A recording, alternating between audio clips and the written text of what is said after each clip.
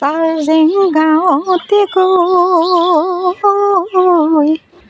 আহঁতৰ তলতে ৰৈ। বিহু মৰাৰ দিন, বিহু আহিয়ে পালেহি। চাওক আহঁতৰ পাতবিলাক ইমান সুন্দৰকৈ হৈছে।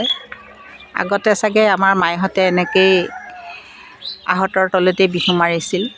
তেতিয়া যেনিবা আহঁত মানুহৰ ঘৰৰ কাষত নাছিল, পথাৰত আছিল। ডেকা গাভৰুৱে তাতেই বিহু মাৰিছিলে।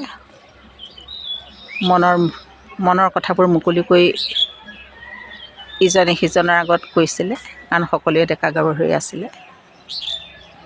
ইয়াত বিহু মাৰিবলৈকে ডেকা গাভৰুৱে ঘৰৰ কামখিনি বৰততাতৈয়েকে কটাইছিল। যিসকলে কটাব পৰা নাছিল, ঘৰত গালিও খাইছিল বাৰু।